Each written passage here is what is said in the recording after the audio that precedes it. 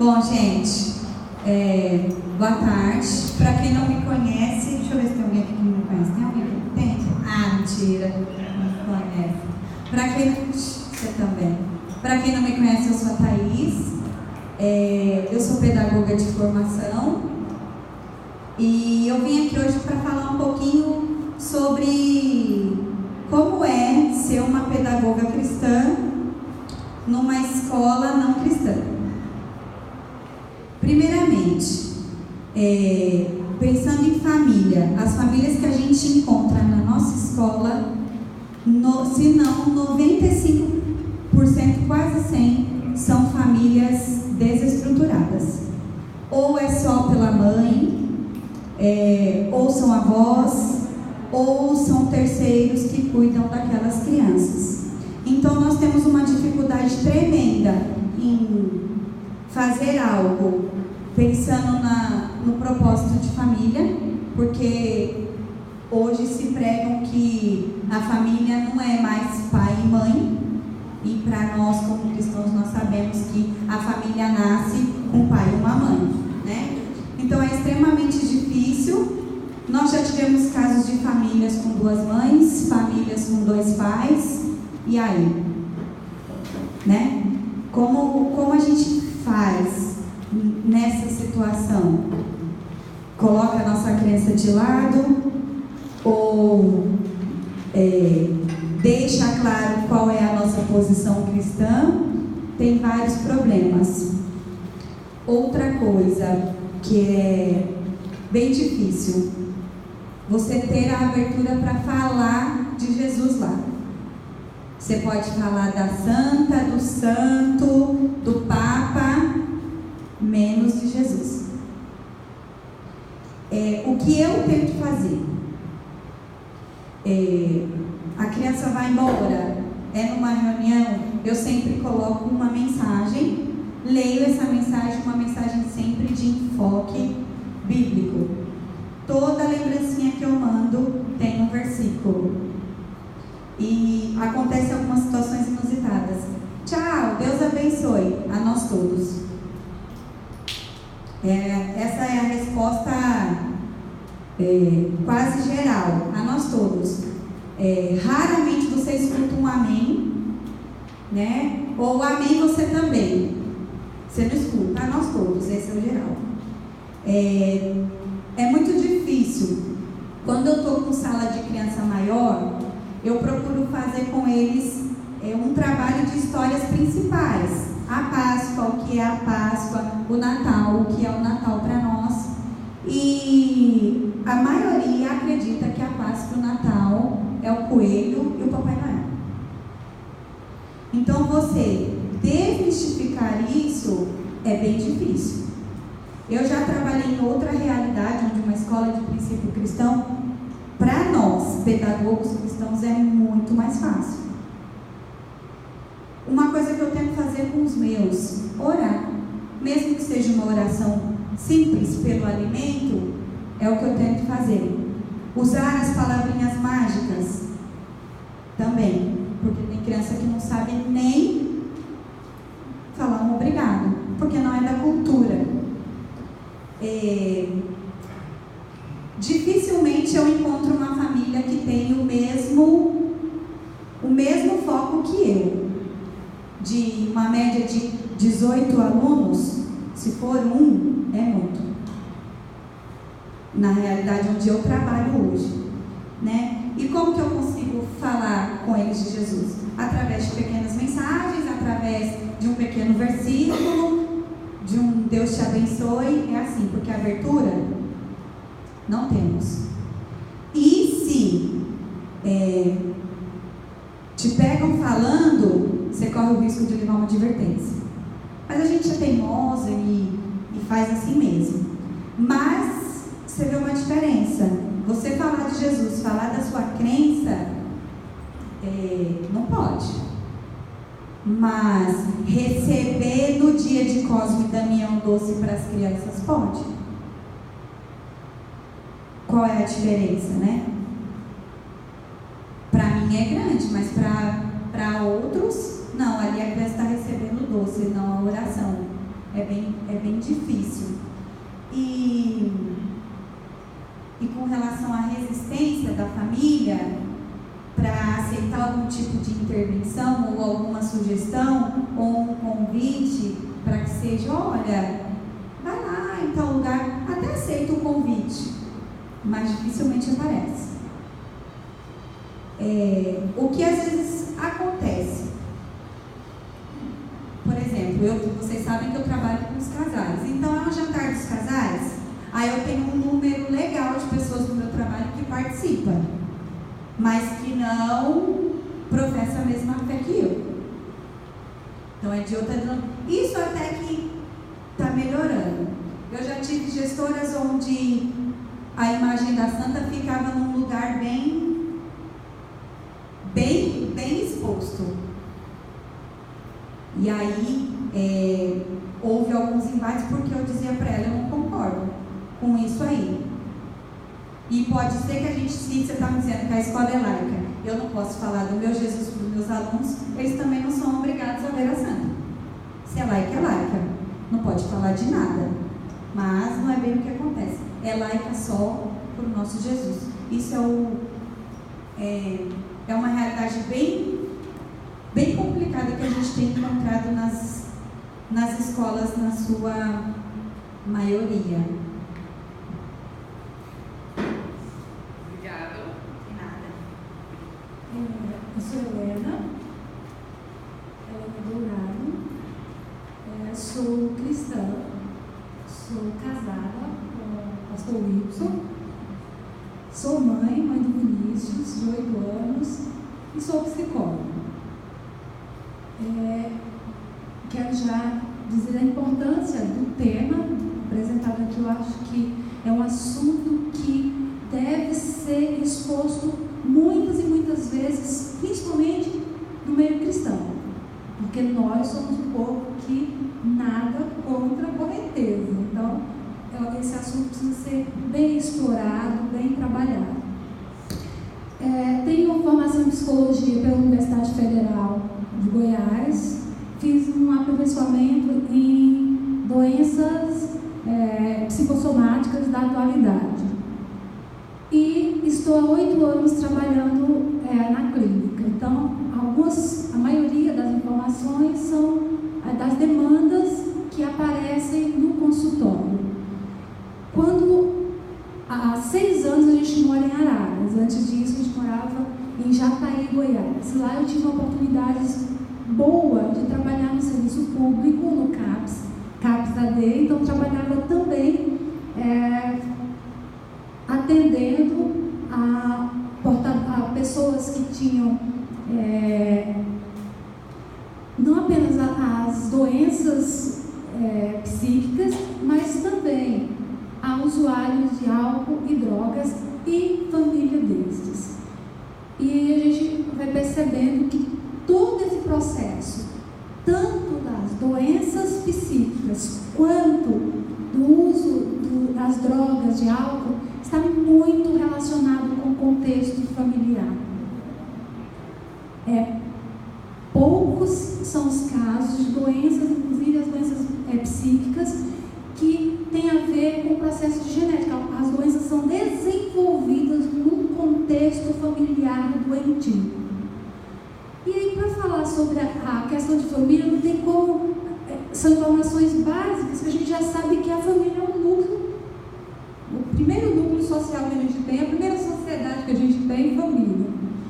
E a importância deste nosso pequeno núcleo para o macro, para a sociedade, porque é a educação e os bons costumes dentro desta micro-sociedade que vai fazer essa macro-sociedade. A diferença vai estar naquilo que recebe ali dentro. Então, se uma família bem estruturada, ela vai ter um processo de educação e um processo de bons costumes que vão garantir que a sociedade como um todo seja melhor. Aí a gente vai ver a questão da sociedade, as mudanças também que ocorrem, que influenciam diretamente no modo de viver dessa micro-sociedade que é a família. Nós influenciamos o lá fora e o lá fora, o macro influencia aqui dentro também.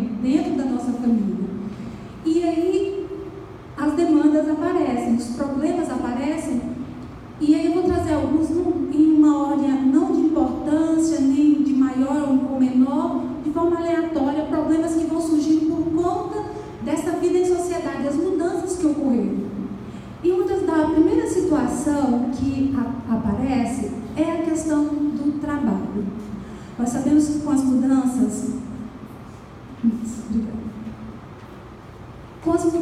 que aconteceram, um dos processos de mudança na sociedade foi a mulher ser inserida no mercado de trabalho. Antes nós tínhamos um modelo de sociedade onde o pai vai trabalhar, a mamãe está lá em casa cuidando da educação dos filhos. Pelo processo, está errado isso, aquilo. Só que com a mudança da sociedade, não apenas a ideia de ser inserida como é o meu desejo de ser, mas o desafiador de questão econômica mesmo, a necessidade também de ir trabalhar para sustentar a família. Então não é só uma questão apenas do desejo ou vontade de trabalhar. Na maioria das vezes a situação surge, precisamos trabalhar para sustentar a prole. E o que acontece? Aí está um desenho ali, a imagem de uma mulher, mas vamos pensar aqui a família. Está lá, cada vez há uma exigência na questão do trabalho e também de uma progressiva. A graduação, você tem que, o estudo não andar, eu estudei e parei. Não, tem que ser progressivo, porque o mercado de trabalho exige isso. Então, você está no trabalho e você precisa continuar trabalhando, continuar estudando para se manter no mercado de trabalho. Bom, trabalhar é bom, trouxe benefícios, sim, inclusive pessoais para a mulher, mas também trouxe um grande problema. Os filhos ficaram sós. Você fala, não, mas não ficam só, fica com a avó, fica com uma babá maravilhosa, ou fica na creche, tem uma escola integral. Tudo isso, bom, favorece? Sim. Ajuda? Sim. Só que não é o modelo. O modelo é educação, pai e mãe. Há uma frase que não vai sair de moda nunca, que é: ninguém ama você mais do que seu pai e sua mãe. Ninguém. E é exatamente por isso que é tão importante que o pai e a mãe estejam no desenvolvimento de uma criança, desse filho, que ele receba do pai e da mãe. Então, se antes era complicado, porque o pai era a ideia, o pai é ausente, a mãe está ali, a mãe fica com essa sobrecarga, e a família piorou muito depois que saem os dois. Aí não tem nem pai nem mãe mais. A criança, a sensação que fica para essa criança é de insegurança. As emoções ficam fragilizadas. Por mais que o cuidador seja atencioso, tente, esse espaço, essa lacuna que fica ali, não vai ser suprido. Aí fala, nossa, mas é difícil, porque é difícil, eu estou falando para você, talvez você não queira ouvir, eu também não queria. Porque eu estou nesse contexto também. Mas é algo que é necessário de pensar. E é necessário falar. Nós estamos fora de casa trabalhando, nós estamos suprindo uma demanda, que é a demanda financeira, que é necessária para a sobrevivência. Mas nós estamos deixando uma outra situação que também precisa da nossa presença, que é a questão emocional, psíquico, crescer, se tornar humano. Aí a gente nasce, mas a gente se torna humano a cada dia com aquilo que a gente aprende. Então, essa é a diferença entre o ser humano e os animais. Os animais são instintivos, eles nascem, precisam daquele cuidado ali no início e depois, ele já tem. Nós não. Nós precisamos desse cuidado continuado, sempre. Nós temos outros tipos de demandas que os animais já não têm, porque aí eles já desenvolvem, voam. Nós crescemos e continuamos precisando um do outro. Nós somos seres gregários, nós precisamos uns dos outros. Então, uma primeira dificuldade que aparece é essa, e não é só os filhos. A inserção da mulher no mercado de trabalho trouxe problemas também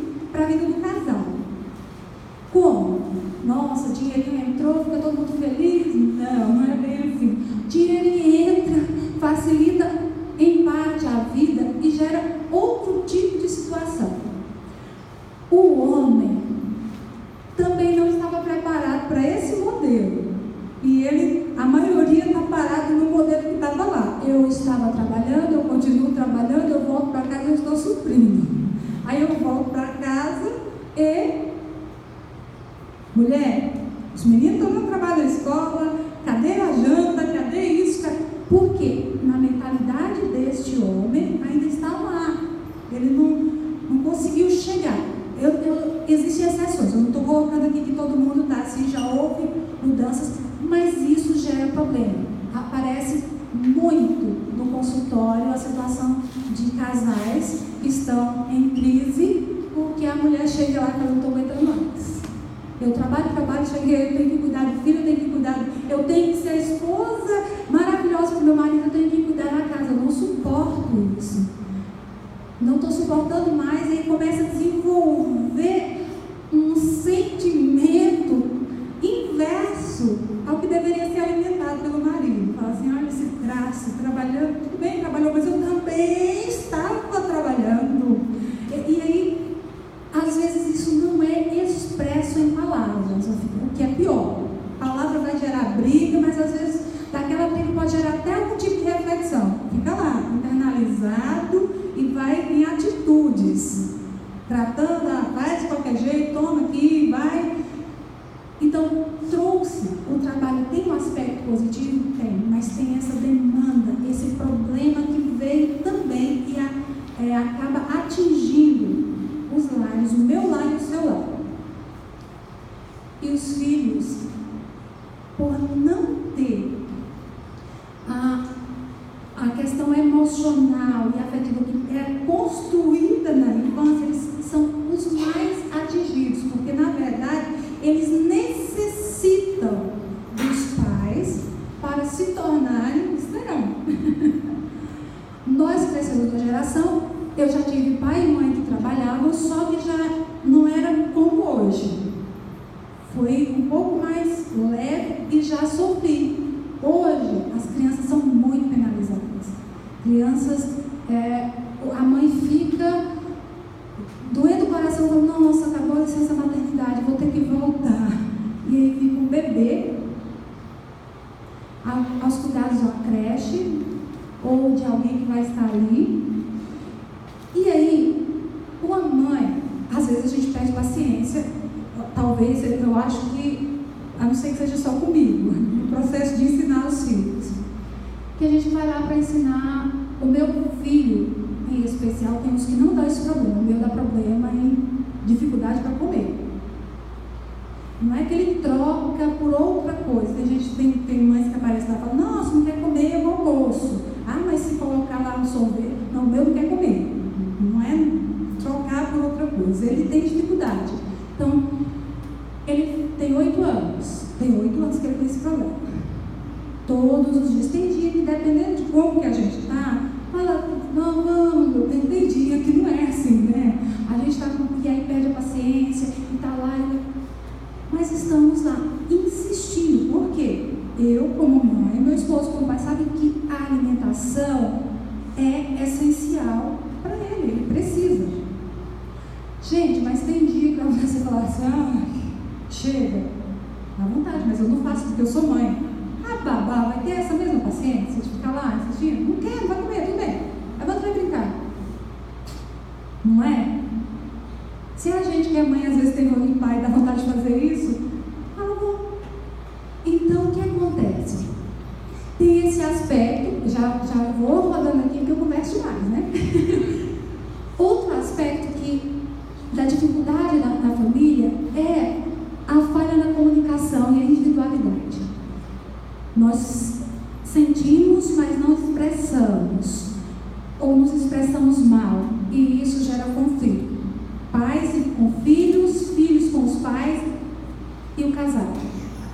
Sentir, quando a gente sente, a gente precisa encontrar a forma correta de falar o que está sentindo, mas precisa ser falado, precisa ser trabalhado, precisa ser exposto, porque senão a gente só reage aquilo, e a reação, quando a gente não está sentindo a mesma coisa, não vai ser uma reação boa, não vai ser uma produtiva. Estou irritado com meu filho por conta disso, então eu preciso expor isso para ele, eu eu preciso conversar com ele. Percebo que ele está irritado com algo que eu falei, eu preciso também tirar dele. Ele falou, estou chateado por isso. Fala, então, você pode até estar sentindo isso, mas por que você está passando por isso? E essa conversa, que pode ser uma única vez, ou muitas vezes, muitas e repetidas vezes. Quando eu coloco aqui a questão do individualismo, é que nós vivemos uma sociedade de cada um, e dentro de casa, cada um tem seu mundinho. Não pode isso? Estou desrespeitando o espaço do meu filho. Não posso. Esse é o espaço do meu esposo, esse é o espaço. E aí cada um começou a ter seu espaço, e esse espaço é intocável. Quando a gente tenta, não pode. Desde quando o filho tem um espaço que é intocado pelo pai e pela mãe? Zona de perigo. Nós somos cuidadores.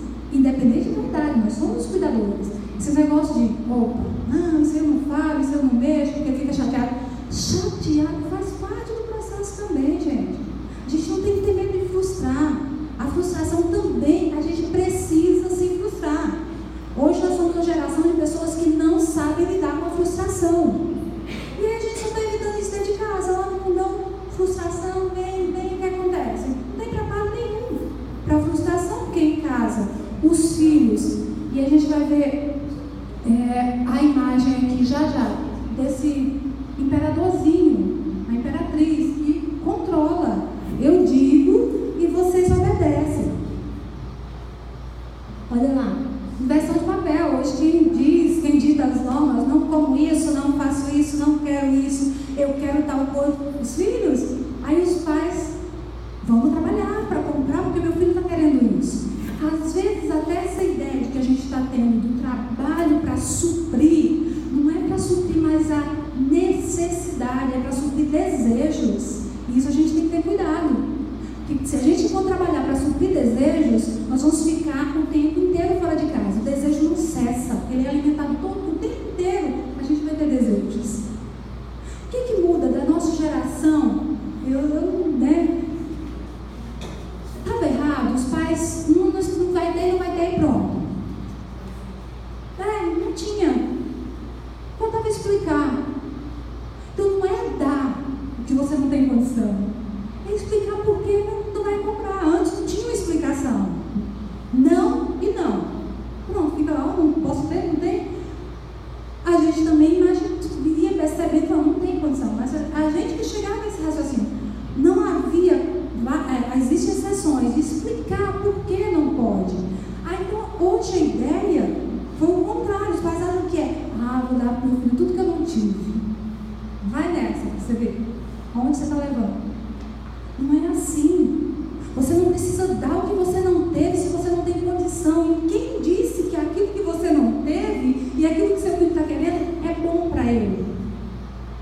Nós pais temos que ter essa maturidade e fazer essa separação. E aí vem os conflitos, são causados por que vem? As relações vão sendo fragilizadas. Se não há convívio, cada vez menos contato de pai e filho, e cada vez mais o filho manda no pai, então é uma relação igual por igual.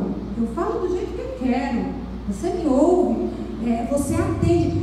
E às vezes não é de igual para igual. O filho está num patamar superior. Eu falo, você trabalha e compra porque eu quero.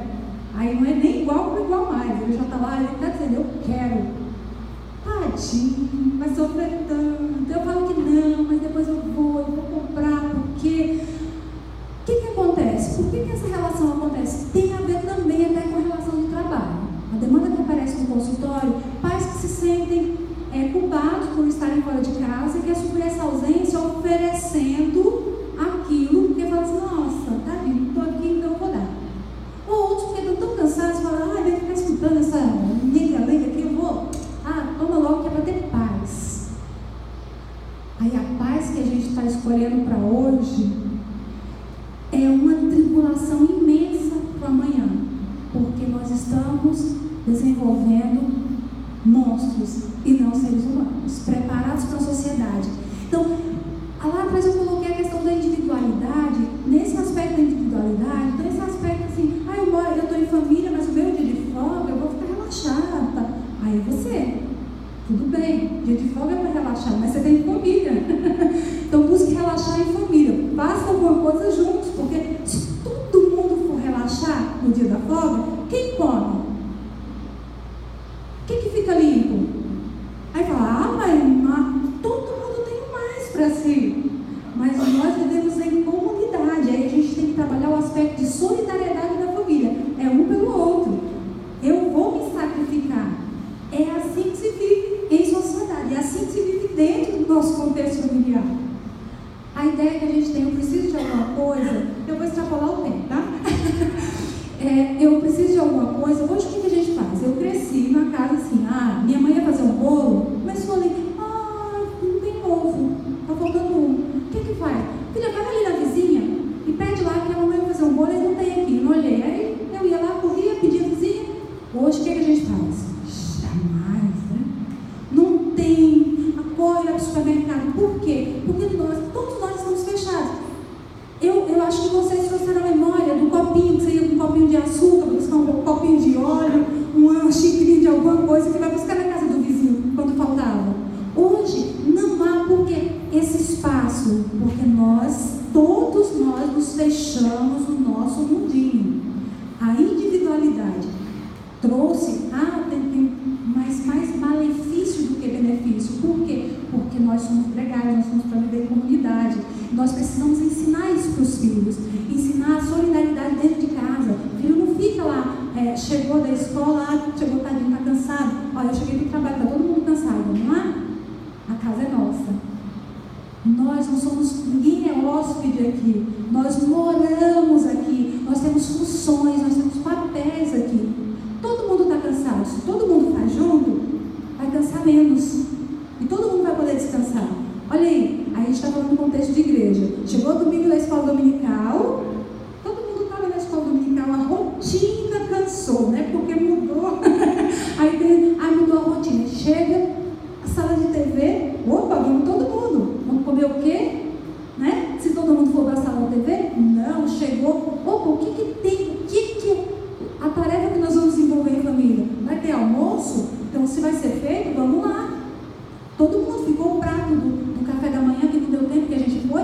É esse contexto, porque senão um vai ficar sobrecarregado e isso não vai ser bom para ninguém, porque aquilo ali vai gerar conflitos dentro do processo da família. Indisciplina e falta de limites. Tem a ver com esse aspecto de quanto mais, se eu não tenho a relação familiar, esses vínculos são pequenos, eu já não conheço direito meu filho. Não é bem assim, eu conheço, trabalho no inteirinho, mas eu conheço. A gente, é bom a gente falar isso pra gente, porque a gente vai se sentir melhor. Mas não conhece não, gente. Para conhecer, a gente conviver com demandas que a gente não conhece. Então, gera essa ideia do afastamento e do reizinho e da rainha que manda, só vai gerar indisciplina em todos os âmbitos. Aí na escola, a demanda que aparece lá no consultório de crianças indisciplinadas, aí tem hiperativo. É hiperativo não, é indisciplinado mesmo. É indisciplinado mesmo, não tem limites, faz o que quer, manda e desmanda dentro de casa, e aí lá fora isso não é aceito. Vai sofrer. O seu filho que manda e desmanda lá, que você deixa, que é o armadinho, né? Vai sofrer e vai fazer outro sofrer. Então vai dar trabalho na escola e vai apanhar da vida. O limite que você não deu, a vida vai dar. A polícia vai dar. O contexto da sociedade vai dar. Então nós que amamos é que sabemos como trabalhar para dar esse limite, para que não venha sofrer esse limite na mão daquele que não tem o amor que você tem pelo seu filho. Então pense nisso.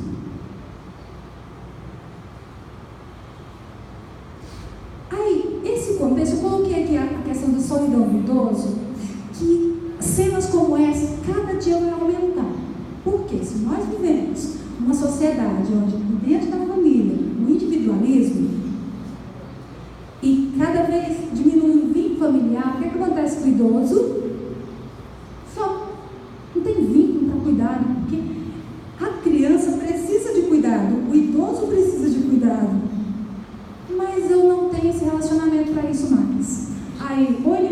os filhos acham que colocar num asilo, ou mesmo ficar dentro de bar, se vai se virando. Então, são aspectos que a gente precisa ir repensando, porque existe o amor, mas não está faltando o amar. Amor é sentimento. Eu gosto, quero. Só que o amar é o quê? É ação. O amor, o sentimento sem a ação, ele esfria. Ele se esfria. Então, existe amor no contexto familiar? Existe, mas está faltando amar. Está faltando a ação, está faltando a atitude. O amor é gerado pelo sentimento também de gratidão que você tem pelo outro. Se você não tem esse vínculo, se você não só recebe, o filho que recebe isso, ele é ingrato. Ele acha que merece, que ele tem direito e que o pai tem obrigação. Não vai ter o retorno desse amor que você está pensando lá na velhice. E é outro cuidado que a gente tem que ter, porque o idoso não é para estar só também, por outras razões que não mais a de sobrevivência como na infância, de se tornar-se um indivíduo, mas porque agora ele já foi retirado dele tudo que ele estava acostumado a ser. Então ele vai ter que se reformular, e aí ele precisa desse vínculo afetivo que a família dá. Aí chegamos num ponto, o uso da internet. Essa cena super comum, você fala, não, lá em casa não tem assim, não é assim. É muito comum você chegar num lugar que está cheio de gente, cada um com o seu celular, cada um com um tablet, com os adolescentes com fone desse tamanho no ouvido. E aí? O que acontece? O ambiente que tem, já tem pouco tempo junto. E o pouco tempo que tem junto está separado. A internet aproxima os de longe e separa os de perto. Está lá a gente no mesmo um amigo de infância. Eu estou aqui falando com ele. Meu filho está aqui dizendo que está aqui do meu lado, mas eu não tenho tempo para ele. Então é um cuidado que a gente tem que ter com essa questão da internet que surgiu há pouco tempo. Se a gente for ver quanto tempo tem a internet, antes, quando era discada, tinha esse controle que era questão até financeira, era muito caro. Se permanecesse a conexão de escada, talvez nós tivéssemos relacionamentos melhores. Porque ele falou, nossa, chega. O limite que dava não era porque eu não quero mais estar aqui, é porque está pesando no meu bolso. Agora, com a geração Wi-Fi e com as bandas largas aí, nossa, de inteirinho é pouco. A última companhia que a pessoa tem é a internet, e a primeira do dia é a internet. Ela abriu os olhos, o celular está lá e ela falou, o que é que tem para hoje? Isso é um risco imenso. Nós estamos acabando com a chance que a família tem de ser família. A internet está retirando isso. Tem como sair do mercado de trabalho? Não, porque precisa para sobreviver. Aí a gente tem que diminuir talvez essa questão do trabalho, pensando em necessidade, diminuindo desejos para estar mais juntos. Mas se eu estou e outra coisa toma o meu tempo, aí é um pouco complicado. E aí eu vou trazer aqui, olha ali, gastando tempo. A gente pensa, não gasto quase nada, eu fico pouquinho tempo. Pensa para alguém calcular esse tempo para você. A gente não se dá conta. Eu vou olhar aqui, pegou o celular, aí a gente abriu o Facebook, nossa, aí você está ali, abriu. Gente, 10 minutos passou, que para você foi 1 segundo. Você vai perder o horário. O tempo vai. A pessoa é capaz de passar 1 hora sentadinha assim, olha, e não perceber. Então a gente precisa desse cuidado de saber do uso. Ali tem um ser humano, tem um homem geral, de criança a idoso, escravizado. Está vendo ali no smart, ele presinho. Hoje existe até diagnóstico para essa questão do uso da internet.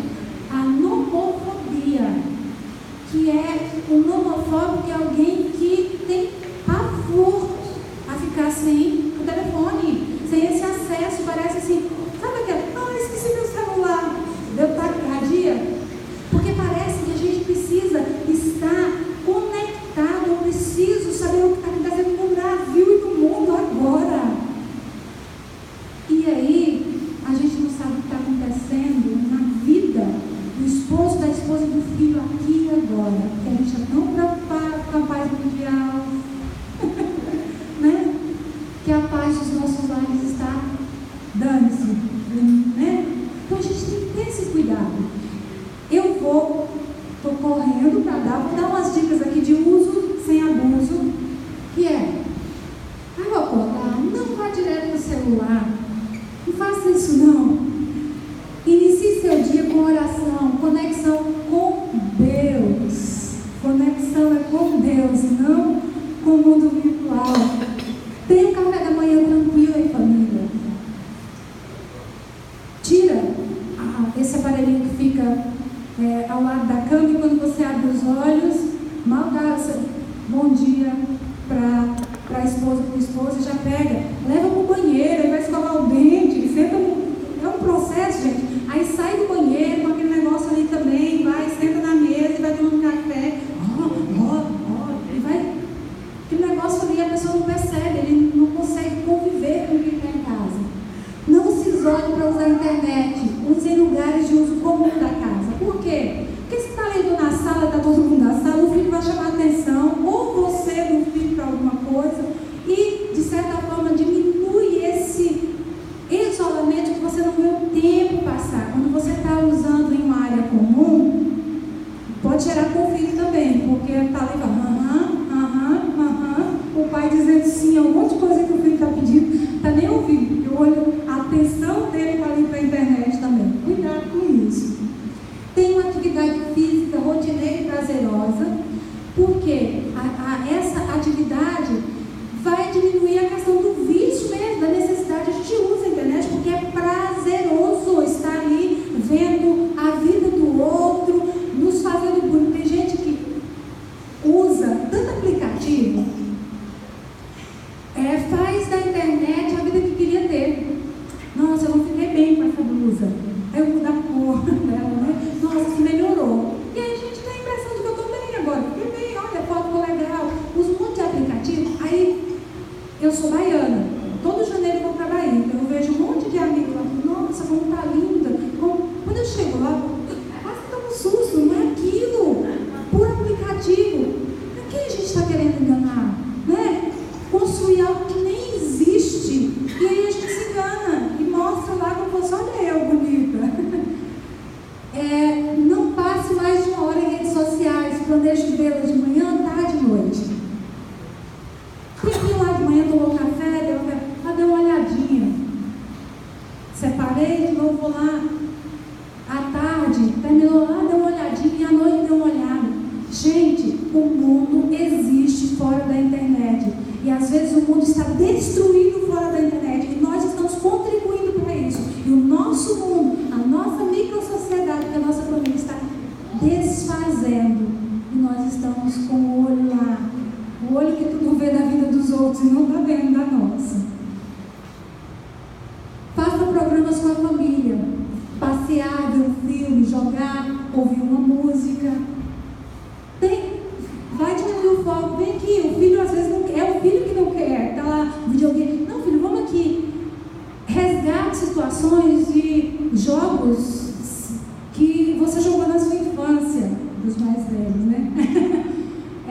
Pega varetas, dama, dominó, que há interação, que há briga. Não é a sua vez, isso faz parte também. É bom, desenvolva raciocínio, que haja conversa.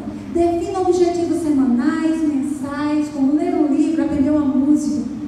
Essa semana, o que eu vou fazer de novo? Uma receita nova. A receita é bom que agrada toda a família, viu? Seja lá quem for, se é o homem que vai fazer a receita, se é a mulher, se é o filho, agrada todo mundo, porque todo mundo gosta de comer, menos meu filho. Mas agrada, então a gente fica atento a isso. Deixe o celular dentro da bolsa ou da gaveta enquanto trabalha. Mas esse bendito celular, quando você está trabalhando, fica ali, não rende. Por quê? Porque 5 minutinhos, meia hora foi, 1 hora foi. Guarde, põe no silencioso. Quem disse que você precisa, o bip que chegou, um WhatsApp, você precisa olhar aquela hora e responder? O celular está dominando a nossa vida. No momento que eu escuto e que eu tenho que ver, eu vou ver, vai que é uma coisa importante. Desculpa, nossa, eu não tenho, não atendo, não é uma coisa importante. Alguém já morreu, você não ficou sabendo. Vai ligar. Mandou um monte de mensagem no WhatsApp e você não atendeu, eles vão ligar para o seu trabalho, a notícia vai chegar e você também não vai poder resolver aquela demanda. Então, vamos estar atentos a isso, tá bom? Eu acho que Obrigada. Bom, meu nome é Daniela, sou casada com o Renato e nós temos 2 filhos. E nós estamos aqui para falar um pouquinho para vocês sobre continuar, né, o mesmo assunto, sobre a educação de filhos, né? O que eu gostaria de falar é que o nosso Deus é o mesmo ontem, hoje e para sempre.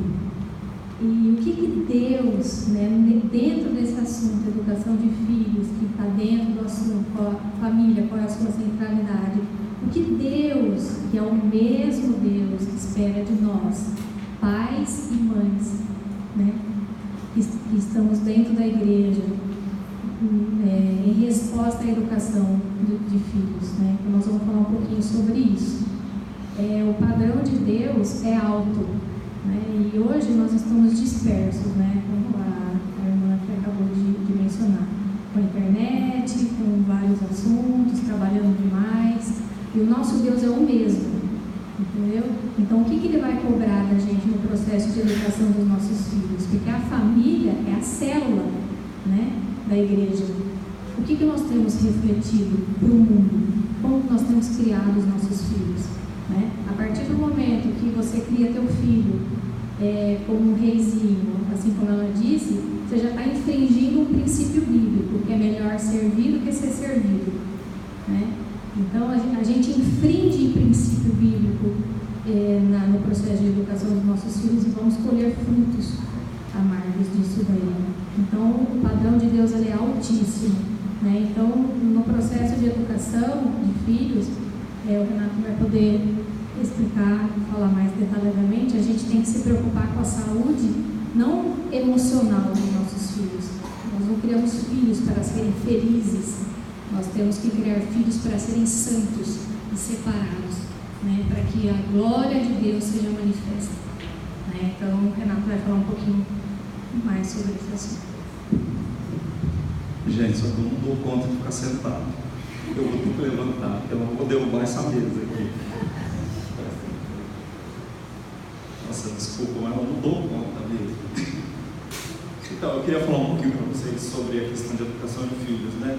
Só que é o seguinte, depois que a Helena falou, eu não sei nem se eu vou ter novidade mais para contar para vocês aqui, porque foi tudo que ela falou, vocês vão ver que é exatamente o que a gente está trabalhando. E me alegrou bastante, Helena, de ver que esse material que a gente trabalha já, né, que eu e a Helena, a gente trabalha já há 10 anos nesse Ministério de Educação de Filhos, e que isso vem da Universidade da Família, que já há muitos anos vem sendo trabalhado no Brasil, né, por várias famílias, é uma coisa que tão ligada à questão que é estudada da psicologia, e a gente vê que realmente, né, o padrão de Deus ele está totalmente engajado e é a base para que a gente tenha problemas muito minimizados nos consultórios, nas escolas, se nós dentro da igreja trabalhássemos como exatamente Deus quer que a gente trabalhe. Se nós exercêssemos a paternidade como Deus nos chamou a exercer. Porque o que a Dani falou, a paternidade, ela não é o padrão que eu entendo que é. Deus ele deixou uma base, que é a palavra dele, e o único compromisso que ele tem é com a palavra dele. Ele não tem compromisso com o que eu acho, com a maneira como eu interpreto.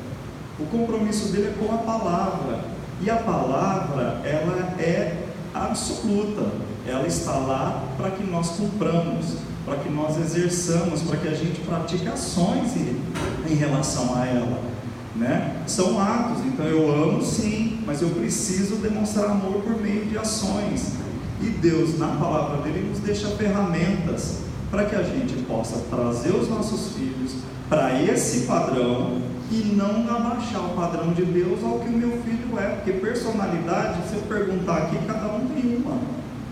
Já pensou se Deus fosse trabalhar de acordo com a personalidade de cada um de nós? O padrão de Deus é único. Nós temos que ser elevados até o padrão de Deus. Os nossos filhos têm que exercer isso. E os nossos filhos não aprendem sozinhos. Os nossos filhos são folhinha em branco. Deus deu nas nossas mãos. Olha que fofinho lá atrás, ó. Ah lá, todo mundo olha a criança. Não é você, pastor. É o fofinho, bebezinho, gente, está lá. Se os pais não ensinarem, se os pais não escreverem uma história na vida dessa criança, como a Helena falou, o mundo não está para brincadeira. Porque o inimigo tem mais de 2000 anos de estudo em relação ao ser humano. Ele não está para brincadeira. E o mundo jaz no maligno.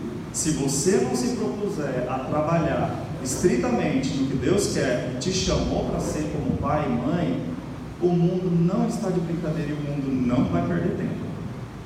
Não se iluda, não se engane. E a gente vai ver que é tudo reflexo lá da escola, quando a Thaís diz, reflexo no consultório, quando a Helena diz. É porque nós, pais, não temos cumprido o nosso papel de pai e mãe verdadeiramente à luz das Escrituras. A gente constrói tudo isso que a Helena falou, e o que eu vou falar aqui só vai ser em cima de tudo que ela já falou. E a gente tem trazido uma sociedade, uma igreja doente, para uma sociedade doente, e que diferença é que nós vamos fazer? Qual é a diferença que nós, cristãos, fazemos no mundo? Se os nossos filhos e a nossa vida é igualzinho ao que todos lá fora praticam.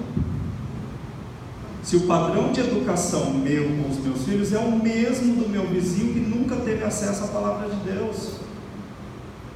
E aí o que Deus abençoou essas famílias para fazerem esse material desse curso é justamente dizendo, olha, existe uma prática diferente que Deus deixou na Bíblia e que se você seguir, você pode construir uma família diferente.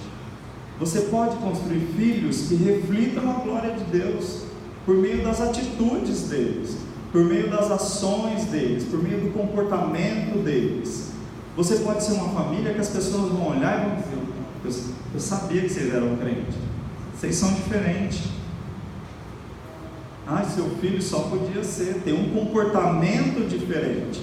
Enquanto todos os amigos se portam de uma maneira, ele se porta de outra maneira. A gente não está dizendo aqui, gente, de personalidade de criança. Tem criança que é mais ativa, tem criança que é menos ativa, tem criança que está na média.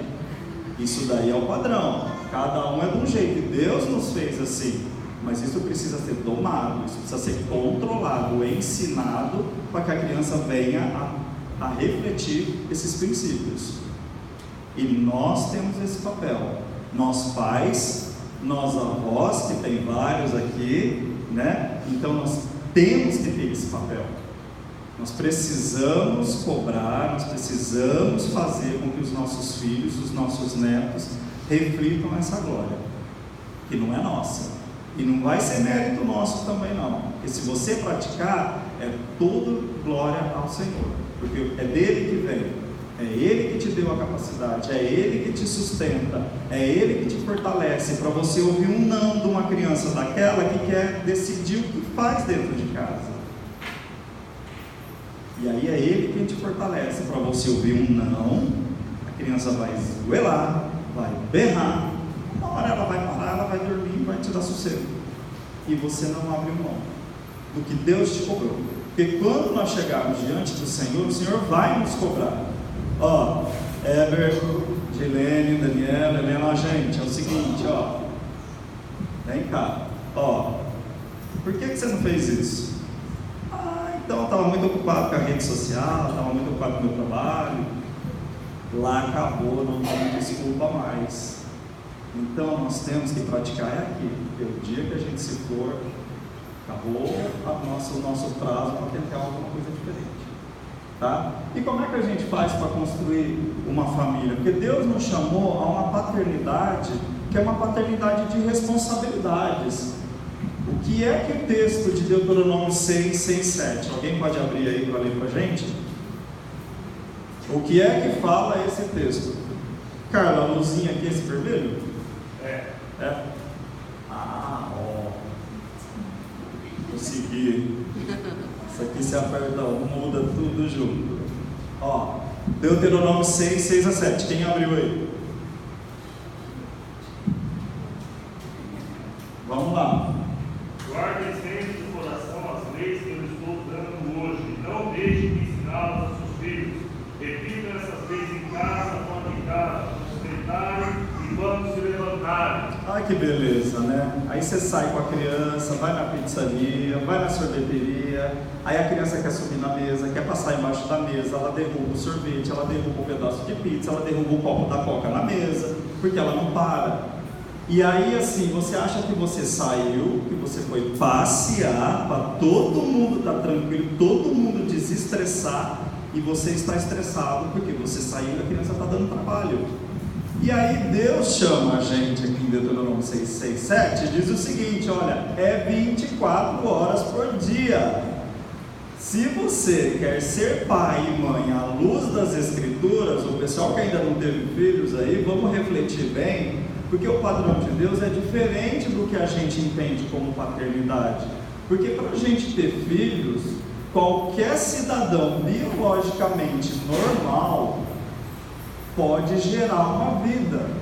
Mulheres normais biologicamente, homens normais biologicamente, pode gerar uma vida. Agora, ser pai é outra história, porque criar, ter filho para deixar por conta de terceiros, para deixar por conta do mundo ensinar, isso não é paternidade bíblica.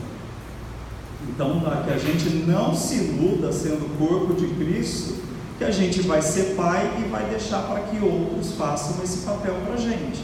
Como a Helena disse, ótimo, você tem quem cuida, quem ajuda, ótimo, graças a Deus você tem ainda um suporte, mas esse suporte jamais vai substituir ao papel que Deus te chamou. Nunca vai acontecer. Por isso que fala lá no texto, que vai incutir nos pais. O que a gente tem que fazer, gente? Para que eu possa incutir nos meus filhos, eu tenho que viver verdadeiramente o Evangelho. Porque não fala lá que eu tenho que guardar no meu coração, eu vou ter que praticar isso daí, e aí eu vou ter que ensinar os meus filhos 24 horas por dia. Por isso que a nossa paternidade é diferente do que está no mundo, porque para eu ser pai e mãe à luz das Escrituras, eu tenho que viver verdadeiramente o Evangelho. Porque se eu não vivo o Evangelho de maneira verdadeira, de maneira clara e absoluta, eu não consigo transmitir. Eu posso passar bons valores para os meus filhos. Ele pode não roubar, ele pode não xingar, mas ele não vai ter os princípios bíblicos no coração dele, porque parte de mim e da Daniela. Tudo começa com o pai e com a mãe. Então nós temos uma importância gigante no processo de educação dos nossos filhos, e ela é única e exclusiva nossa. E aí os avós, que me desculpem, mas não estraguem os netos, né? Tem muitos avós, isso a gente não pode generalizar, mas tem muitos avós que o pai está batendo, corrigindo, né, fisicamente num determinado momento, e eu já passei por isso. Minha mãe entrou desesperada no quarto: para, pelo amor de Deus, para, pelo amor de Deus, estou aguentando, está doendo em mim. Mãe, a senhora já teve a oportunidade da senhora, agora é a minha vez. A senhora, por favor, não se intrometa. Então, assim, nós temos a tendência de querer aliviar essa dor da criança, e aí a gente gera aqueles cidadãos que são donos da nossa casa, porque a gente não quer a prática do verdadeiro Evangelho. Então 100% do nosso dia é em função de filhos. Teve filhos? Quem não teve, presta bem atenção. Quem já teve, não se exima da responsabilidade, porque Deus vai nos cobrar, porque Ele nos deu, porque eles são herança do Senhor, né? São herança do Senhor, a gente tem que cuidar. Agora, cuidar de qualquer jeito, tá lá, doutora Helena em Araras, depois você passa o seu consultório lá, né, quem precisar. Agora, se nós criarmos à luz das Escrituras, verdadeiramente como pai e mãe, à luz da Bíblia, nós teremos problemas menores, vamos dizer assim, né? Porque no mundo tereis aflições, então os filhos fazem parte disso, tá? Quando a gente fala de educação de filhos, a gente tem que estabelecer, tem que ter ideia que a paternidade bíblica, ela é voltada para um discipulado do coração do nosso filho. Como Jesus Cristo um dia foi mestre de um grupo de pessoas que ele trouxe para próximo dele, para que eles pudessem viver juntos muito tempo dos dias deles e tivessem aquilo arraigado dentro deles de tal maneira que eles jamais poderiam abrir mão daquilo. E é isso que o Senhor nos chama, que nós temos que conquistar a mente e o coração dos nossos filhos. Nós temos que atingir o coração dos nossos filhos. Porque qual é a mudança que você quer? Você quer uma criança que você está sentado e ela está pulando na cadeira o tempo todo? Que pai e mãe que fica feliz aqui? Né? Uma beliscada, às vezes a criança chora, você me beliscou, ainda grita, né? Você me beliscou. Dá vontade de dar outro beliscão, né?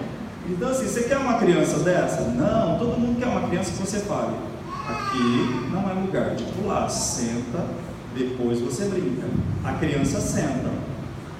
Só que qual é a garantia que essa criança sentou? Porque ela tem verdadeira apreciação pelos teus ensinamentos. Você sabe se ela sentou porque ela realmente, ela sentou, o coração dela sentou junto? Você sabe se isso? É isso que nós temos que fazer.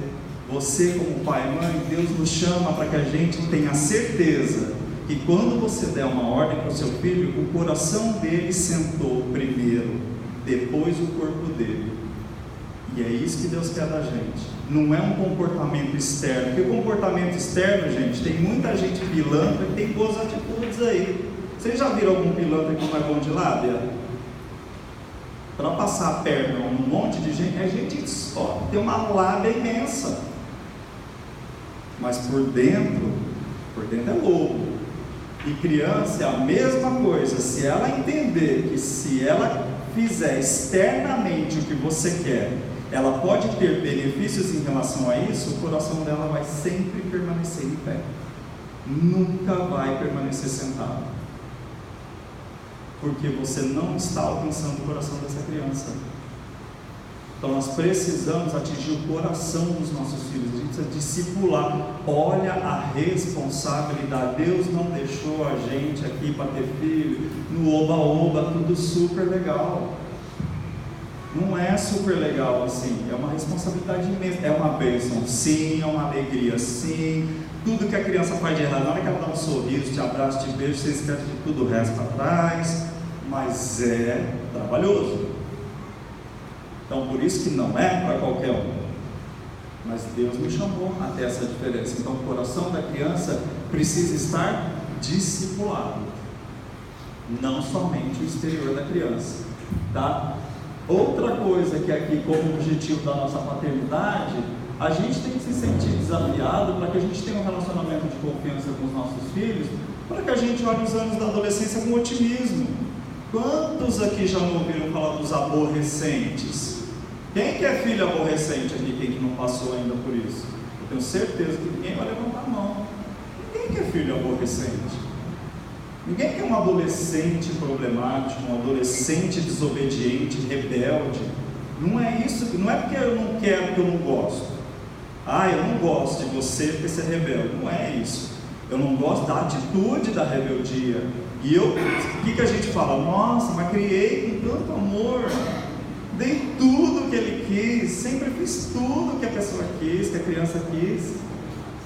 Então esse não é o caminho, porque se a gente quer enfrentar anos bons na adolescência, eles precisam ser plantados no início da infância, dos bebezinhos lá atrás, olha, que ainda não tem consciência de nada. Mas não sei se vocês já viram um vídeo na internet de um bebezinho, ele só senta, que a mãe dá um smartphone para ele, a criança enlouquece com o smartphone, aí a mãe tira, a criança grita, se joga no chão, esperneia, aí dá o smartphone de novo, a criança, aquela alegria, né? Chegou a luz para ela, né? Aí a mãe dando risada, eu falei, isso, quem me mandou já tomou uma, já nem mandou resposta de volta. Eu falei, quem devia estar chorando é a mãe e o pai, porque lá na frente eles vão ver o monstro que eles estão criando. Então, assim, a pessoa já também nem me manda mais nada, porque acabei com a alegria da criança, da pessoa, né? Então, se a gente não entender que eu é que construo a criança, eu é que trabalho o coração dessa criança, eu vou chegar nessa adolescência desse filho e eu não vou conseguir depois resgatar tudo que eu quero, tudo que eu acho que ele poderia ser uma bênção na igreja, ele poderia ser uma bênção na escola, ele poderia ser uma bênção para os amigos, para a família, e aí a criança não é, e isso é frustrante, não é? Porque você cria com amor, com carinho, você sempre procura suprir as necessidades, mas isso, sem a visão bíblica da paternidade, é isso que a gente está criando. A gente está criando mais um cidadão do mundo, a gente não está criando gente que vá refletir a glória de Deus. Então, quer um adolescente saudável, emocionalmente, fisicamente, espiritualmente, você tem que criar seu filho à luz das Escrituras, baseado nos princípios bíblicos. E aí a gente fez aqui, eu e a Dani, 10 passos para a gente construir uma família saudável. Então, assim, vamos pegar do princípio, como é que funciona uma família saudável? Então, como é que a gente cria uma criança que é moralmente saudável? Como é que eu faço para ter um filho que vai refletir a glória de Deus, baseado nos princípios bíblicos? Primeira coisa, a educação dos filhos é responsabilidade dos pais, que a gente já viu, então não é terceirizada. Qual é o exemplo que a gente dá para essas crianças? Porque a criança, muitas vezes, ela passa um tempo com outras pessoas, mas dentro de casa, qual é o seu relacionamento com o seu cônjuge? Né? Vocês se tratam bem? Vocês se tratam mal? A gente precisa entender que os filhos, a gente precisa criar na disciplina e administração do Senhor. Lembra do texto Efésios 6,4, domingo passado, da pregação do pastor? E aí a gente vai ver que é muito mais sério, principalmente para os pais, que os pais deixam para as mães a educação. E lá, no contexto bíblico, lá do velho, da época que foi escrito isso daqui, o que dizia? Pai, você tem uma responsabilidade. A responsabilidade não é só da mãe. O pai tem uma influência imensa na educação dos filhos. Ela é gigantesca, então não terceirize para a mãe, não deixe para a mãe essa responsabilidade, tá? Então, para que eu crie uma criança moral, o pai precisa participar, a família precisa estar atenta e a gente precisa disciplinar e admoestar. E aí a gente vai ver mais para frente as questões de disciplina. A gente tem que entender que os nossos filhos, lembra da folhinha em branco? A gente vai ter que escrever essa historinha para eles. Como é que ele vai ter discernimento do que é certo e do que é errado? Onde é que ele aprende isso? É lá na escola, com as professoras. Dentro de casa pode tudo. Quebra tudo, derruba tudo, sobe em tudo. Na sua casa não tem nada inteiro, é tudo quebrado. É tudo destruído e você tem que proteger tudo, porque senão a criança acaba com tudo. Aí é lá na escola, a obrigação das professoras ensinar a sentar adequadamente, não riscar a carteira, não quebrar a cadeira, não pegar giz e ficar jogando, catar papel higiênico do banheiro, jogar água e jogar no teto. Então, é lá na escola que ele vai aprender isso? É dentro de casa. Nós é que ensinamos, pai e mãe, aí que ele aprende o certo, o errado, o que é bom e o que não é bom, o que é mal. E aí a gente tem o papel, olha só, de guiar os nossos filhos de acordo com os princípios bíblicos. Eu vou ensinar meu filho no que eu acho, sendo cristão, é uma incoerência, né? Se eu estou falando que a gente tem que viver baseado nos princípios bíblicos, eu tenho que ensinar para ele conceitos de certo e errado baseado na palavra de Deus. Eu tenho que ensinar para ele conceitos de bem e mal baseado nos princípios bíblicos. Não é baseado no que eu acho, no que eu entendo, no que eu interpreto, no que eu li, no que eu vi da Super Nani. É baseado em princípios bíblicos. É isso que nós temos que fazer. Os nossos filhos precisam ser educados dessa maneira. E aí, como é que eu faço? Vamos imaginar que o coração da criança é o templo ali fora que está sendo construído. Quando estiver prontinho, você imagina que lindo, você entra, mas não tem nada dentro. A criança é aquilo ali, pronto, sem nada dentro. E aí, vamos imaginar um almoxarifado. Alguém já entrou em algum almoxarifado de qualquer empresa aqui? Você não tem as coisas todas guardadas nesse almoxarifado? A criança é a mesma coisa. A criança tem que ser um almoxarifado. Aí a Edilene vem e fala assim: está precisando de caneta. Opa, vou lá na caneta. Aqui, Edilene, achei a sua caneta. Eu passo a caneta para ela. A criança vai buscar no almoxarifado dela. Quando você fala, você não pode bater no amiguinho. E onde é que ela vai buscar se você nunca ensinou que ela não pode bater no amiguinho? Ela vai lá no almoxarifado dela, ela vai procurar. Onde é que está que não pode bater no amiguinho? Nossa, eu já procurei esse salão, não acho isso aí. Não tem. O pai e a mãe nunca ensinaram. Nunca ensinou que ele não pode xingar o amiguinho. Nunca ensinou que ele não pode desrespeitar a professora. Nunca ensinou que ele não pode xingar ninguém na rua. Nunca ensinou que ele não pode pegar alguma coisa do supermercado, levar para casa e roubado. Então a criança vai buscar no almoxarifado dela, ela vai ter que tirar. Quem é responsável por isso?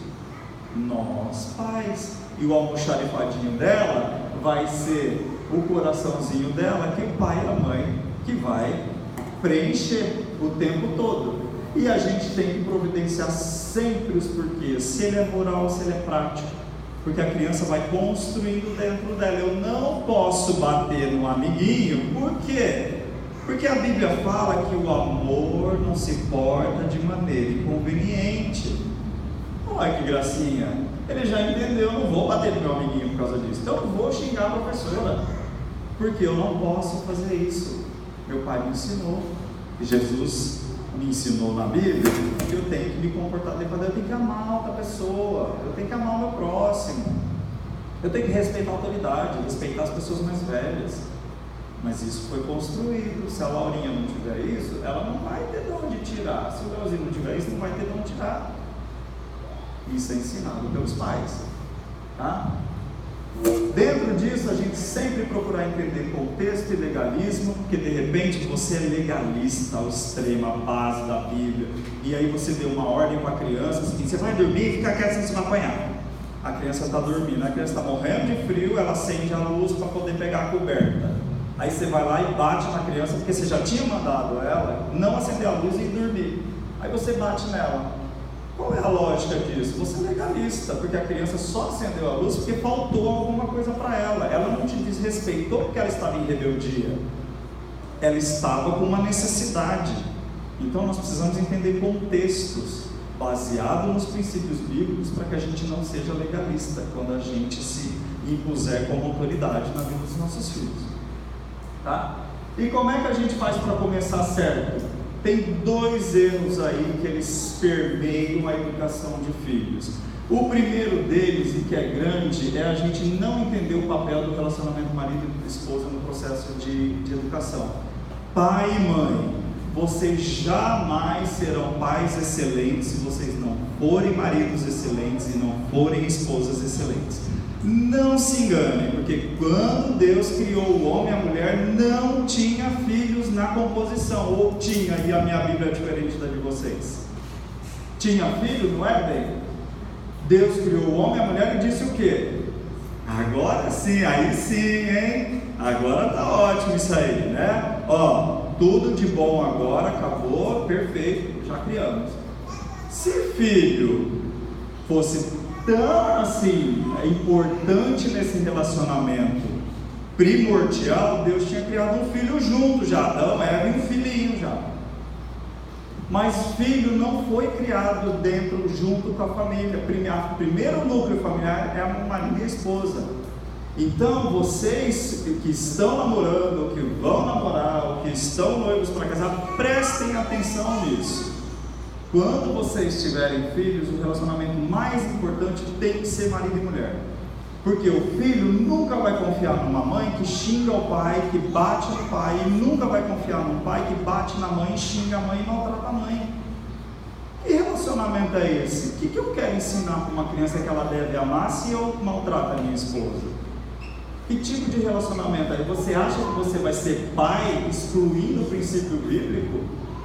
A gente acha que a gente é pai e mãe excluindo o princípio bíblico, passando por cima de princípio bíblico. Jamais seremos. Nós não podemos transgredir princípios bíblicos para que a gente tenha outros benefícios. Os nossos filhos nunca estarão acima do nosso relacionamento, porque os filhos não vieram para completar a família, ou vieram? Porque se filho tivesse vindo para completar a família, Deus tinha criado lá, né? Adão, Eva e filhos, agora está completo. Não, quando criou só o marido e mulher, já disse, agora está completo, né? Os filhos então vêm para expandir a família, porque o que Deus deixou para a gente? Crescer e multiplicar. Os filhos vêm para expandir a família. São importantes? São. Devem ser amados, cuidados? Sim, porque Deus deu uma responsabilidade gigante para a gente. Mas eles não são primordiais no relacionamento. E se nós fizermos isso, a gente está transgredindo princípios. Marido, amem as suas esposas como Cristo amou a igreja. Mulheres, respeitem os seus maridos, honrem os seus maridos. Porque esse é o mandamento que Deus dá. Filhos jamais podem estar em contenda no meio deste processo de marido e esposa. Filho é complemento. Filho não vem para estar no meio. Você vem para o culto, seu filho senta no meio entre você e seu marido. Olha que graça, né? Deus criou os três, né? Um no meio, junto.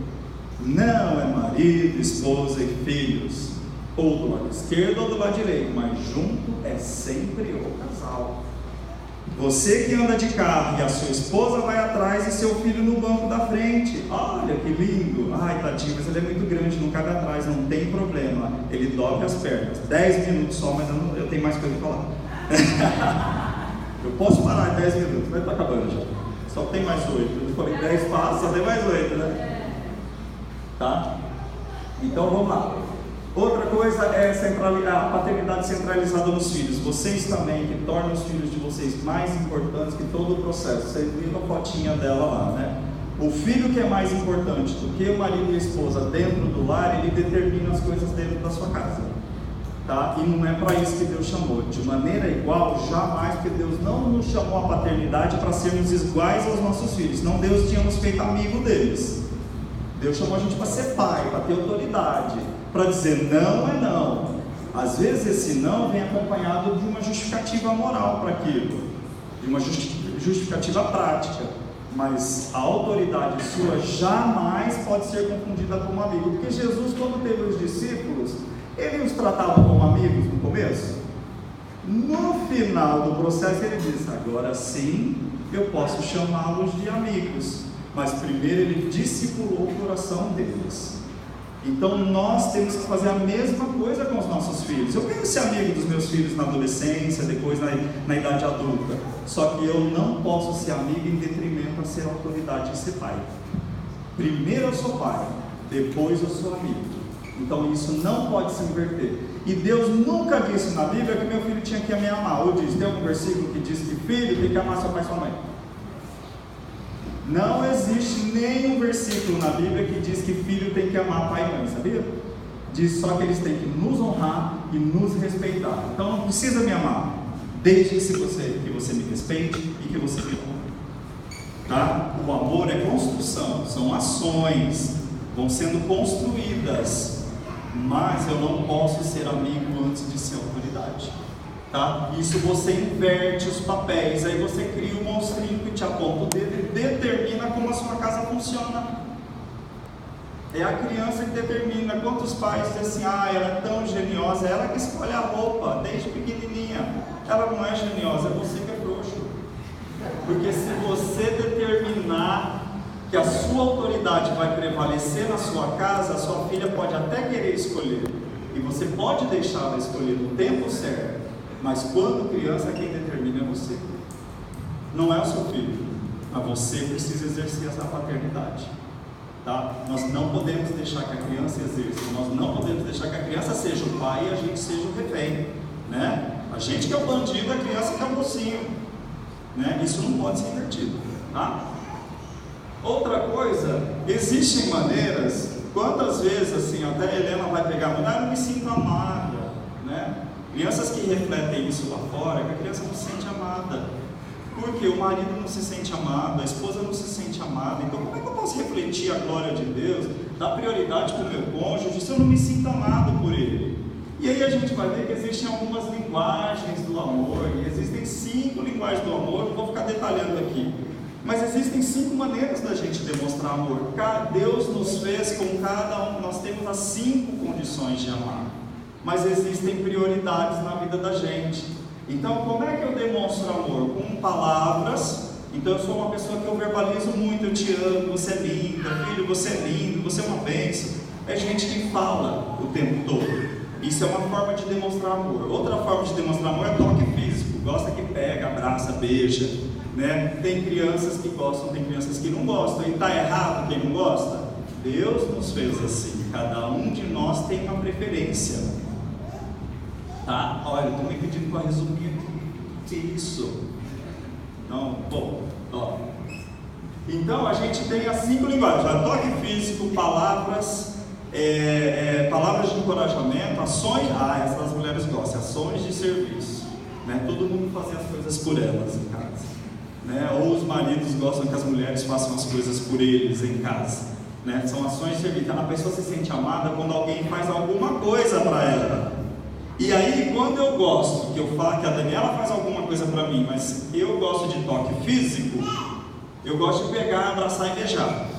E ela gosta que eu fique trabalhando para ela, ó, só no rodo lá, né? E aí o que acontece? Quando eu falo, abraço e beijo ela não se sente amada, porque ela gosta que eu limpe a casa. Esperta, né? Esperta. Ó a dica aí, mulherada, fica a dica aí. Ó. Então ela gosta que eu faça alguma coisa para ela. Ela se sente mais amada quando eu faço algo para ela do que se eu abraçar e beijar.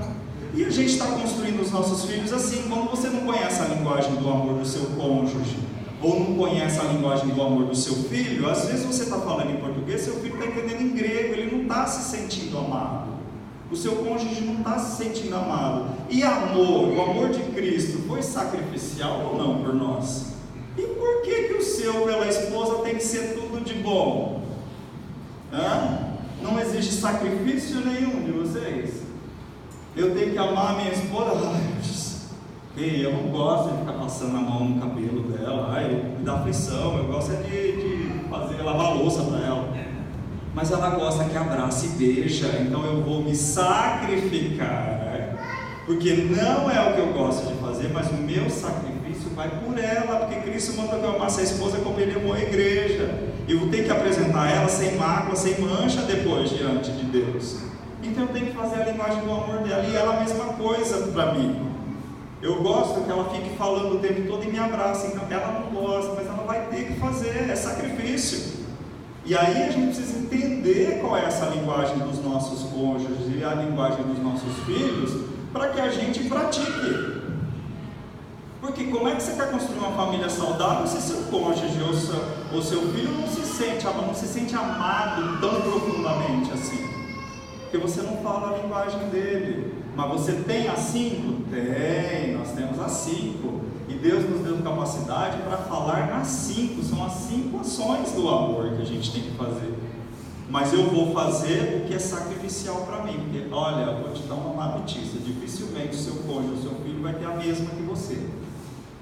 Porque seria muito fácil, né? Deus ia colocar uma situação muito fácil. Ninguém tem que se sacrificar por nada.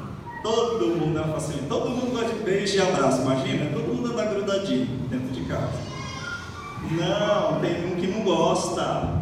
Eu não gosto que pega. Para, ontem mesmo meu filho estava lá e fui passar a mão na cabeça dele. Porque eu gosto que passa no meu. Então eu gosto de receber esse tipo de carinho. Aí ele, pai, para. Para como assim? Né? Então assim, ele não gosta. Não é a maneira que ele gosta que eu faça nele. Eu tenho que sacrificar. Tá? Então, para a gente construir uma família saudável, exige sacrifício. Eu tenho que aprender. Isso é a luz das Escrituras. Não é o Renato, não é a psicologia que está dizendo, é a luz das Escrituras. Cada um tem uma maneira. Tá? Aí, pais, a gente vem numa situação que eu vou pôr tudo aqui, porque depois vai ficar a Carla, vai ficar levantando papelzinho para mim lá. Aí, olha só. Eu vou colocar aqui para vocês que Deus nos deixou uma responsabilidade, pais. E essa responsabilidade, ela não é só das mães. A gente tem uma responsabilidade muito grande na educação dos nossos filhos, porque como a Helena falou, a gente vivenciou uma situação de de muita mudança, né? Mas Deus é o mesmo, como a Dani falou ontem, hoje e sempre. E eu como homem, você como pai, quem é pai, quem vai ser pai ainda, tem uma responsabilidade de cuidar dos seus filhos. Você tem uma responsabilidade na educação, você tem uma responsabilidade com a sua esposa, você precisa construir confiança.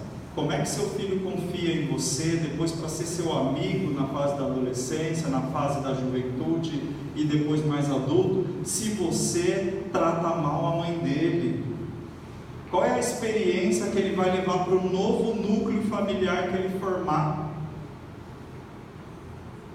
Ele também vai maltratar a esposa dele, porque era o que ele costumava ver dentro de casa. O pai o tempo todo maltratando a mãe.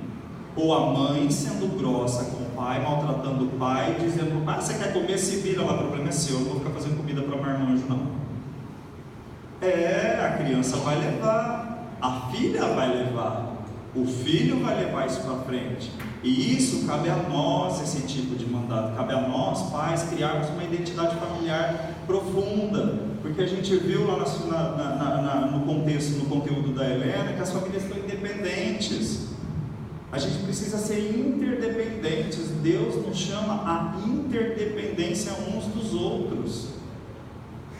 Eu preciso olhar para a minha família, e isso vai de mim, pai, eu é que tenho que chamar isso dentro da minha família. Eu preciso trazer a minha família para um contexto diferente do que o mundo está oferecendo, porque eu tenho valores, eu tenho princípios, que são bíblicos e são diferentes do mundo. E isso é do pai. Você precisa criar identidade familiar. Você chega em casa, você vai para o celular, você vai para o computador, pai, agora é pai, puxa o dever para pai. Você chega em casa, você faz o quê? Você beija a sua esposa primeiro ou você corre com seus filhos? Qual é a prioridade? Filhos ou cônjuge? Então você beija primeiro ela, pai, depois você abraça os filhos. Meu filho corre na frente, pô, é diferente, né? Você não vai, é só a mãe primeiro, né? Não é isso. Abraça a criança, beija, mas se você chegar, primeiro você vai para ela. Depois, olha, falaram que eu tenho mais 50 minutos, estou vendo zero.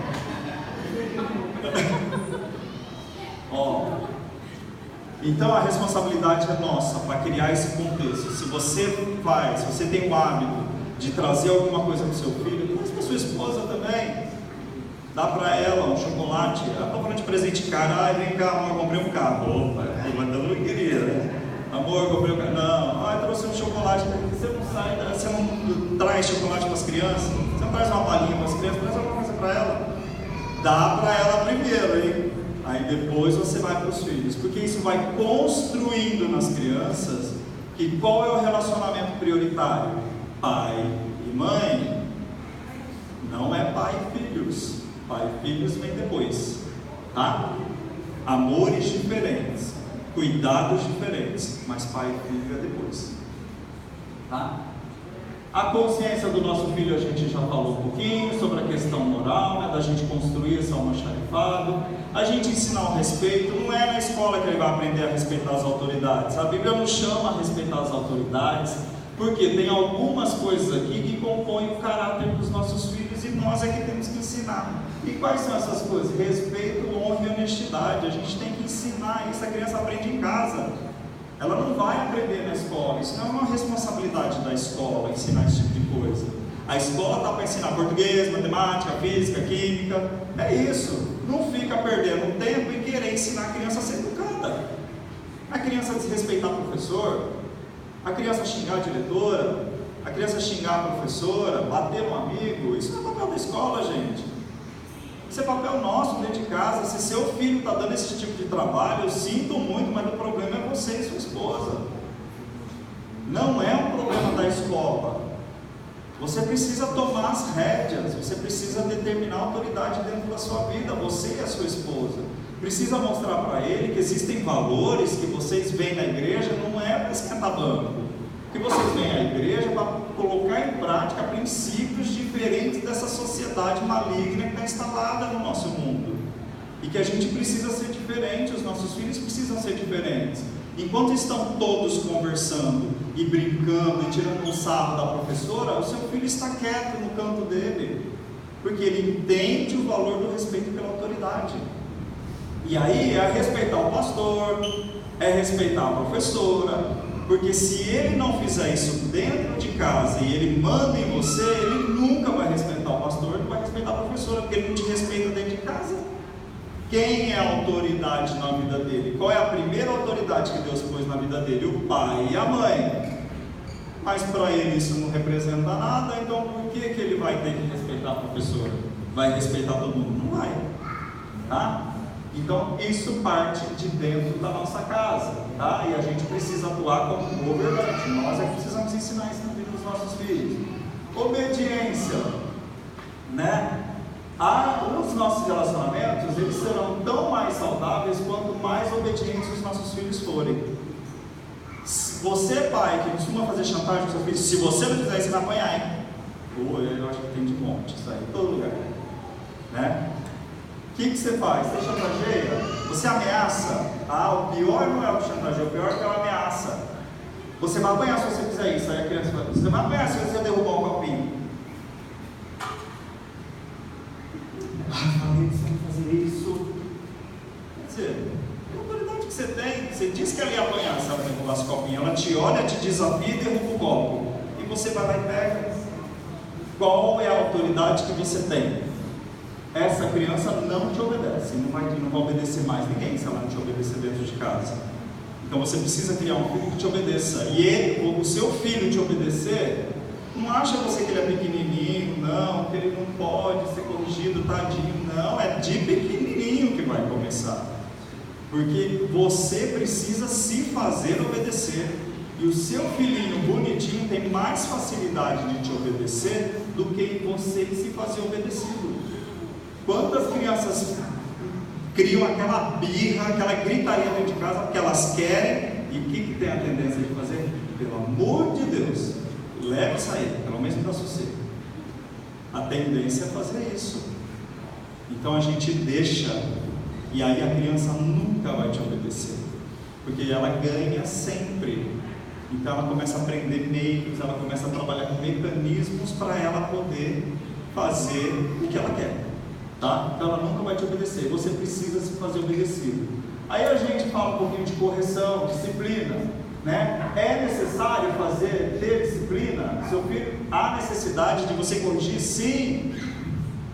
Quando a gente fala de disciplina, né, de correção, todo mundo já pensa na vara, né, na chinela havaiana, já pensa no fio de ferro, meio fio de ferro, né, na minha época de borracha grossa, né, cabo de vassoura, a gente já pensa em tudo isso, né? Mas disciplina não é só correção física. Se o seu filho te desobedece, você precisa entender se foi uma criancice, se foi uma estultícia. O que a Bíblia diz? Que a santidade está ligada ao coração da criança, é isso que a Bíblia diz? Diz que a estultícia está ligada ao coração da criança. É te desafiar mesmo, é a sem vergonhice mesmo, é te desobedecer mesmo, é isso que está ligado ao coração da criança, porque nós somos caídos por natureza, e eles nascem destituídos da glória de Deus, e a gente tem que fazer todo esse movimento, para que os nossos filhos venham conhecer o Senhor, e refletir a glória dele, por meio de tudo que a gente vai ensinando. Então a gente precisa fazer com que os nossos filhos sejam corrigidos, a gente precisa corrigir. E aí a correção pode ser uma vara, sim. Se está ligada à maldade do coração da criança, precisa corrigir fisicamente, sim. É criancice eu posso corrigir verbalmente, eu posso ensinar, existem diversas maneiras, mas quem é que tem esse papel? É a escola. Não, é dentro de casa, é pai e mãe que tem esse papel. É por isso que lá em Deuteronômio fala que é 24 horas por dia. Não é alguns períodos do dia, 24 horas por dia. A gente não pode bobear, tá? Toda falta de obediência exige correção e punição, tá? A gente precisa punir, a gente precisa corrigir. Às vezes você não precisa corrigir com a vara, você tira o celular, que é um problema hoje. Tira o celular da criança para você ver. Se você às vezes não causa muito mais dor e você não causa muito mais constrangimento na vida dela do que se você corrigisse com a vara. Mas ela precisa ser disciplinada, ela não pode passar diante das desobediências ilesa, Porque ela vai construindo dentro dela que ela pode qualquer coisa e ela aprende a te manipular. É muito mais esperto do que vocês imaginam. Eles aprendem a manipular os pais. Então nós precisamos corrigir e eles precisam ter consequências dessa desobediência deles. Isso parte da gente. Como cristãos, agora é o último, tá? Como cristãos, a gente precisa gerar arrependimento, perdão e restauração. Quando a gente imagina que a correção ela acaba quando você dá varada no seu filho, você está completamente enganado. Porque a correção à luz do mundo, que é a lei que está aí, eu não sei se já até foi aprovada, que você pode bater ou não pode bater? Não pode bater, né? Completamente fora dos princípios bíblicos. A lei está lá, não pode bater. A Bíblia diz, corrige com vara, lê o livro de Provérbios, que vocês vão ver quantos textos falam de correção para criança, do livro de Provérbios. Do número 1 ao 31 vocês vão achar diversos. Marca lá que vocês vão se surpreender, tá? E aí eu corrigir é o suficiente? Acabou por aí? Não, porque a criança precisa se arrepender. A correção do mundo gera dor, gera revolta. Por que Deus deixou isso aí para a gente, a correção bíblica com a vara? Porque Ele diz que a minha correção gera transformação.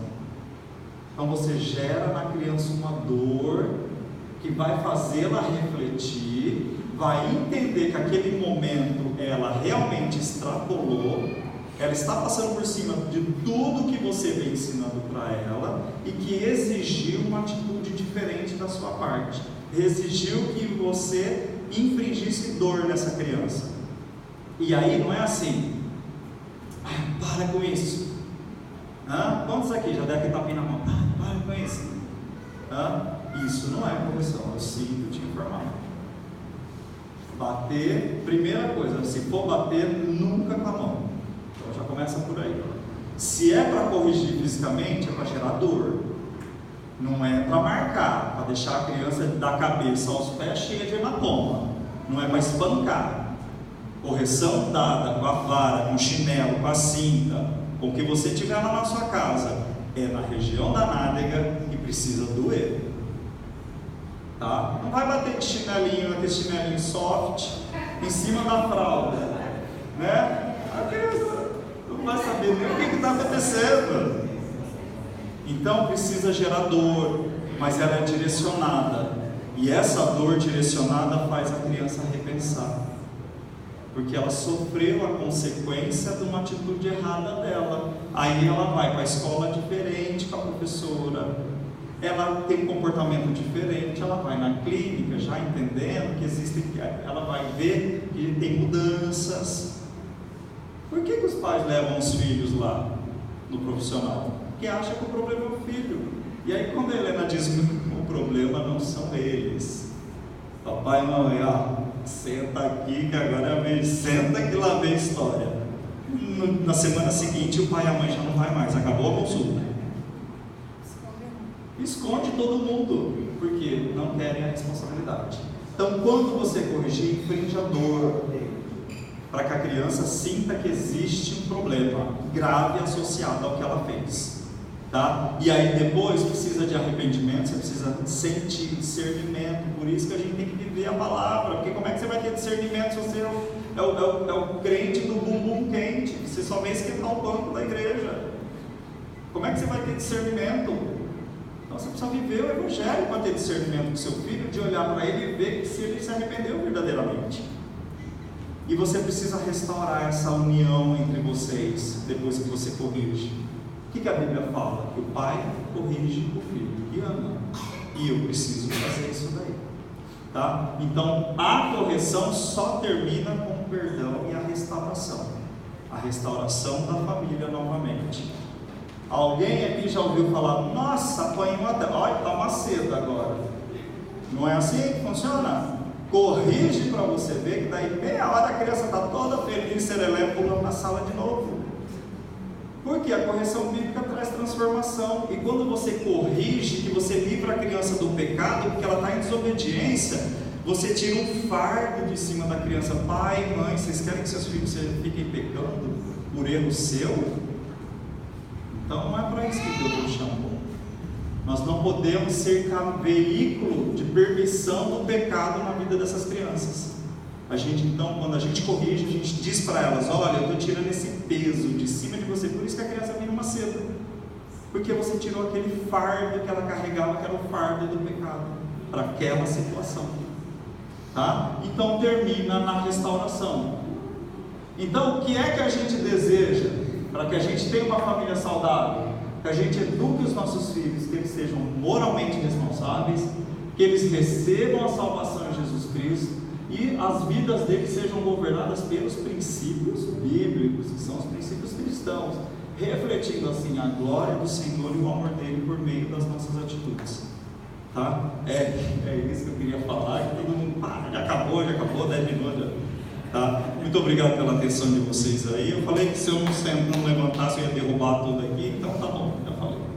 Muito obrigado, viu? Deus abençoe a todos aí. Amém?